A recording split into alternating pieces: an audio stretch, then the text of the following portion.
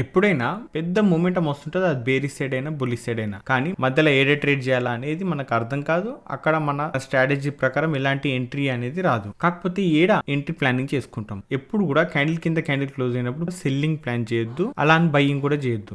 Bearish side ఉంటే candle కింద candle close అవుతుంది కదా, అట్లా క్లోజ్ అయిన తర్వాత ఏదో ఒక క్యాండిల్ లోపలనే క్లోజ్ అవుతుంటది. ఓకే, ఇది క్యాండిల్ కింద క్లోజ్ అయిందా, తర్వాత ఇది చూడండి క్యాండిల్ లోపలనే క్లోజ్ అయింది. క్యాండిల్ లోపల ఎప్పుడైతే క్లోజ్ అవుతుందో ఆ క్యాండిల్ ఏ టైం ఫ్రేమ్ అయినా సరే అది క్లోజ్ అయిన తర్వాత బేరిష్ సైడ్ ఆలోచన చేయాలి. కంప్లీట్ లోవర్ టైం ఫ్రేమ్ కి పోయి అప్పుడు మనం బేరిష్ సైడ్ ట్రేడ్ చేయాలి. కానీ క్లోజ్ అయిన క్యాండిల్ లో అస్సలు ట్రేడ్ చేయొద్దు. ఇప్పుడు ప్రీవియస్ క్యాండిల్ కింద ఇది క్లోజ్ అయిందా, మినిమం రిట్రేస్ అవుతుంది. ఆ రిట్రేస్మెంట్ లా ఈజీగా ఎస్ఎల్ అనేది అయిపోతుంది. రిస్క్ రివార్డ్ రేషియో ఎవరైతే పర్ఫెక్ట్ గా మెయింటైన్ చేస్తారో వాళ్ళకి ఎస్ఎల్ అనేది ఖచ్చితంగా అవుతుంది మధ్యలో ట్రేడ్ దుంకినప్పుడు. అందుకే క్యాండిల్ ఏదన్నా సస్టైన్ అవుతుంది కదా, ఆ క్యాండిల్ లోనే కంటిన్యూ అవ్వాలి. అది బేరి సైడ్ ఉన్నా, బుల్లి సైడ్ ఉన్నా కూడా.